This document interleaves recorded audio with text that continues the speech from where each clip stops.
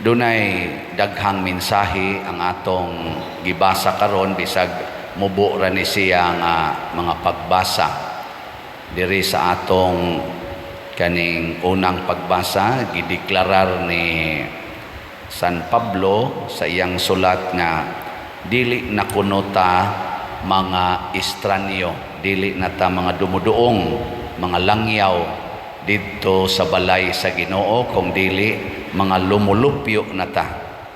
Muangkon ba mo ana nga lumulupyo na mo sa langit? Nga bitang akong ingnon nga saman ug mamatay ka karon malangit ka pindilan na sa Ginoo pa der. Dugay na kay nang gideclare sa Ginoo nga kitang tanan iya natang gisagop nga iyang mga anak. Pero kung kuwang tas pagtuo, pero may langitang maingon, Ginoo mo'y magbuot.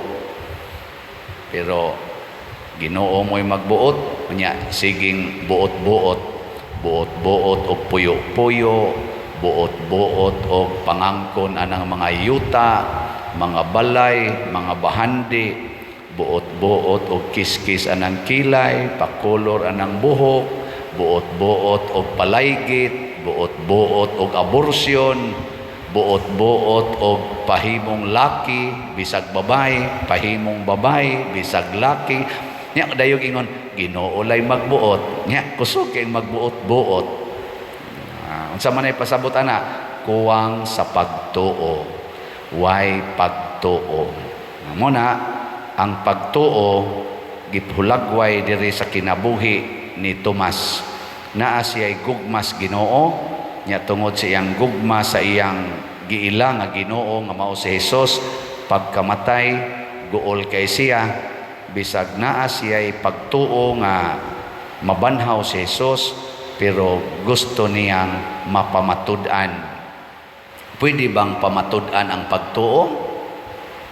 Kay motuo kuno ta, pasabot wa na nato makita. Kay kun ato nang nakita, di na na pagtuo, kahibalo na na siya. Knowledge, dili na na faith. Ang faith kuno is our certainty of the thing we cannot see. Tuo ka nga kanang imong tupad anak nas Ginoo. Tuo dili.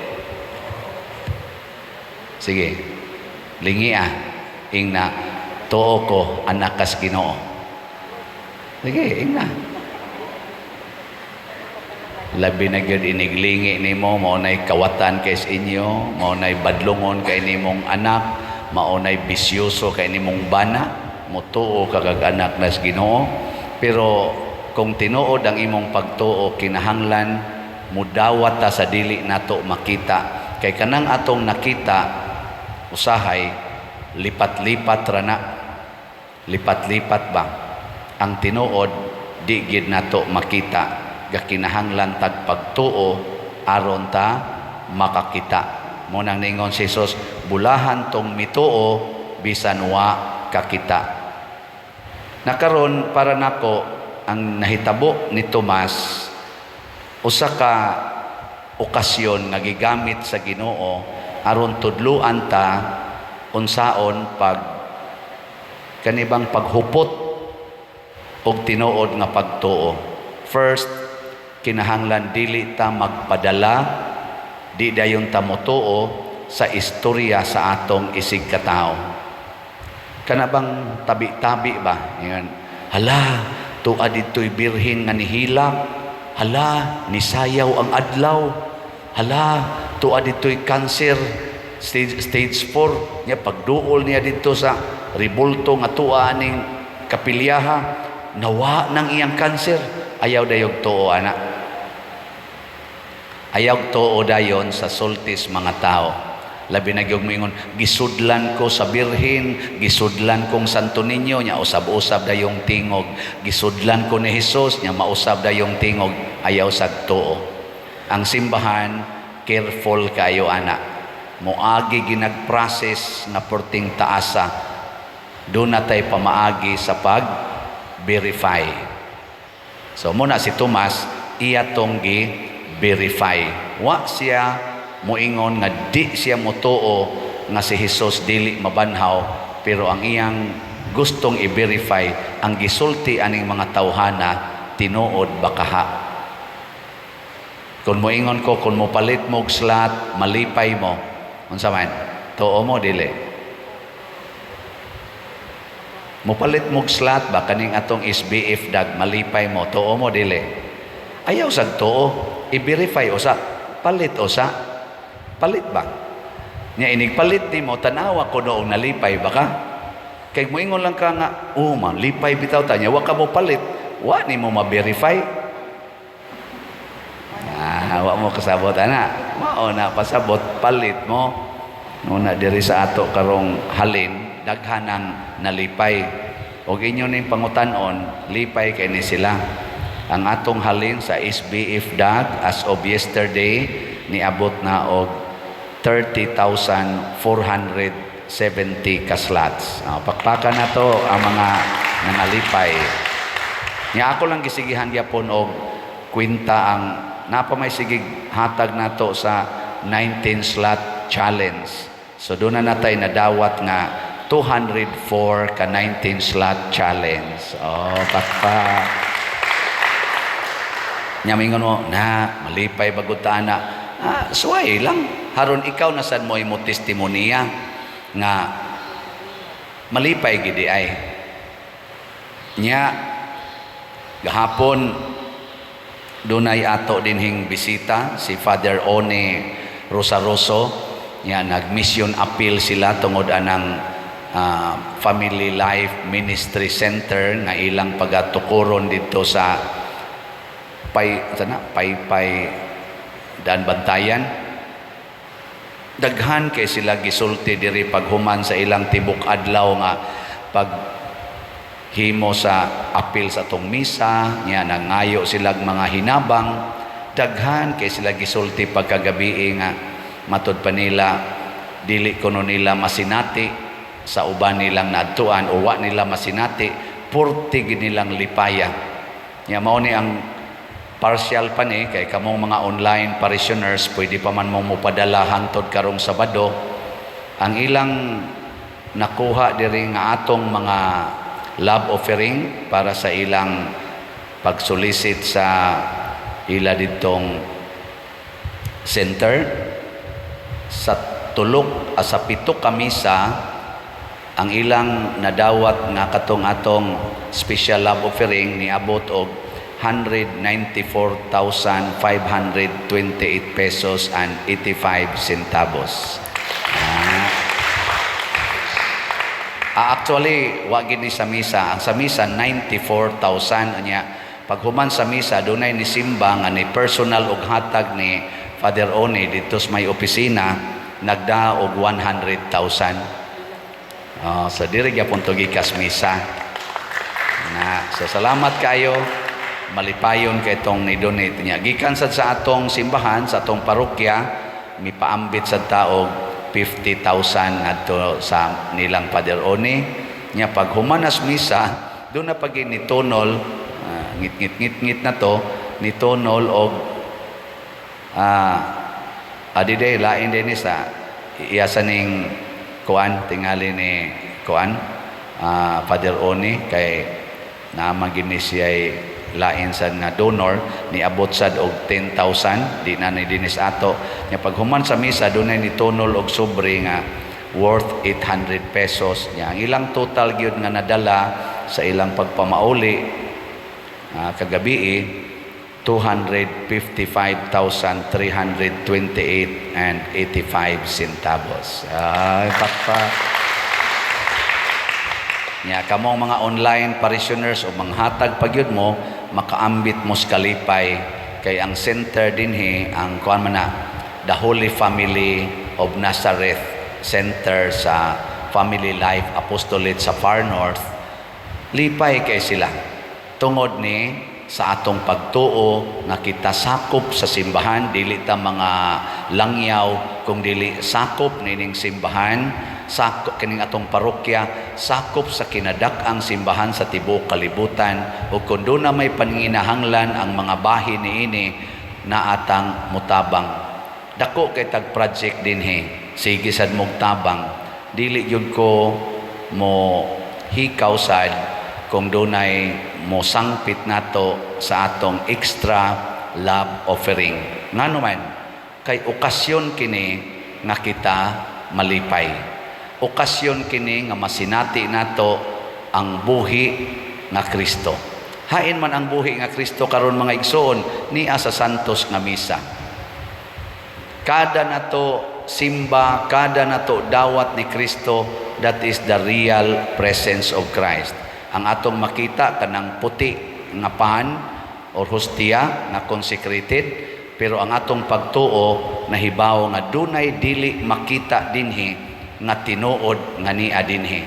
Ug mao na ningon si Kristo, bulahan kamong mituo bisan wala makakita. Kanang inigingos pari, lawas ni Kristo ang imong nakita kanang puti nga pan nya imong hunahunaon og imong dawaton nga kani mauni ang presensya ni Kristo nga dili makita, ang Ginoo nga dili makita niya dinhi.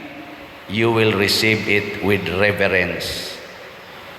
Reverence ba kanang pagtahod, pagyukbo, pagsimba.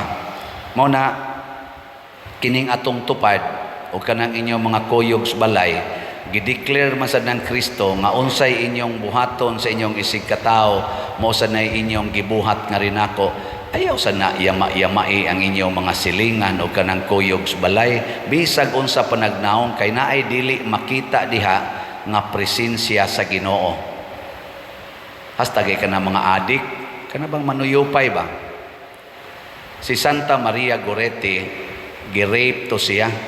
Ang nag-rape niya, 12 anyos siya to, mga 17 years old na lalaki, na naibog kay niya, pero dili makaakos pagpanguyab kay mura siya burungon ba. Ang iyang gusto, iya lang rapon ritso si Santa Maria Goretti. Nagsigig panagang ang batanong dalagita, nga di siya musugot nga mo-rape niya ang lalaki. Ang iyang giingon, maimpirno ka ani, maimpirno ka. O gusto ka pangasaw ako, pero di man sa ko magminyo, pangasawa laglain. Sige gisag panagang, hangtod naglagot na tong nag-rape niya, pero wa siyang maingong animal ka, pistik ka, inatay ka, wala na. Ang iyang sa maimpirno ka ani, maimpirno ka, ayaw nigbuhata, maimpirno ka, di ko gustong maimpirno ka. Sa kalagot atong lalaki, kuha bitag kutsilyo nga 12 inches masiguro ito nga kutsilyo, dom gabog, mga 14 matingal ito kasamad, gamay kayong babae, bagamay, batanon, bakit dom gab. Hangtod nga, gibiyaan siya nga himatyon, naabot siya tingali mga 3 o'clock in the afternoon, kay mga udto man to siya gi-rape. Nagsigi siya sulti nga, gusto gyud kong maadto sa langit ang nagbuhat na ko ani. Limot ko kisingan, i-search lang sa Google kisa tong ga-rape niya. Og natinuod gyud sa dito na sa prisuhan katong ga-rape niya, nya patay na si Maria Goretti. Nya dito sa prisuhan katong lalaki, sigihan siya duaw sa damgo ni Maria Goretti, gikatikay siya o gitudluan siya unsaon pag-maintain og purity og virginity. Og nahimo siyang member sa Franciscan Capuchin mantinga ito, katong maong laki, og nahimo siyang propagator sa kaning preservation of purity and virginity among young people. Moto yang advokasya hangtod sa siya namatay. Nakatambong pagid siya pag-canonize ni Santa Maria Goretti. Kuyog pagid siya sa inahan ni Maria Goretti. Kay bawo siya nga kaning na santa, kay ako ning girip, niya ako karon ni anasad ko ga-propagate nasad ko sa virginity and purity. Ngano man, kay si Maria Goretti, naa siya'y nakita niya itong mo-rape niya nga mao si Kristo. Gusto niya nga makita sa to sa nag-rape niya, nga naa kay Ginoo diha nimo, nagihigugma kas Ginoo. Pakamatyan ko ng akong nakita diha nimo. Sus, og mao ni makita nila ni President Putin ug ni Zelensky nga kaning kada tawo sa Russia ug sa Ukraine naay Ginoo nga naghigugma ana, dili na maayo nga imo lang ng pusilon, imo lang ng bombahan, kay naay Ginoo diha nga di makita pero nagmahal ug nagatiman, di ta kaakog patay.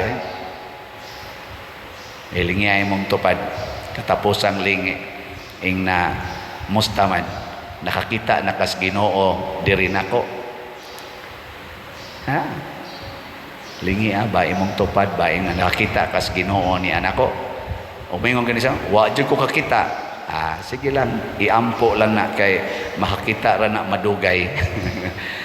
Na bulahan kadtong motoo bisan wala makakita. Si Santo Tomas pag-abot na sa iyang conversion nga nakita na niyang Ginoo diha sa matag tao, iya sang gipakamatyan nga hasta ang nagpatay niya din siya masuko, nagpakamatay pod siya isip usa ka martir. Kay kanang usa ka martir magula sa iyang dugo alang sa kaluwasan sa iyang mga kaaway. Muna gihigugmas mga martir ang nagpatay nila, kay nakita nila nga naa diha ang Ginoo sa ilang kalag nangandoy og kaluwasan sa maong tao. Muna ang banag asawa ang ginikanan og mga anak, kung mauna ni ang atong makita sa matag usa nga naa ang Ginoo diha nato, di kita kaako og away, dinumtanay, labaw tanan, pinatianay. Wa mo roy gidumtan, wa naagay mo gidumtan, impiernohonon gano nya haron mawagtang pangitaa si Kristo anang mga tao nga murag wa pa kay kakauyon nila. Na Lord, yawa gi makita nako aning tawhana, pakita ako sa imong presensya niini, kakita dayon ka. Ako sa una wa jud ko kakita Ginoo dito sa mga piniriso. Sige jud kog ampo Ginoo in taon makakita ta ko nimo sa mga piniriso. Abot kog 5 years in love na kay ko sa mga piniriso, labi na kanang pinakasigag mata nya mukagot yung ngipon kay sigig suyo perting bahua kay way ligo. Anha ginako makita si Kristo usahay, makita gunako si Kristo nga gilansang sa krus nga ang dugo ang buhok nga humig sa dugo nga nanimaho ng langsi kay gikan pas gabi ing kinulata. Di man mo moto, sige na, nindog na ta.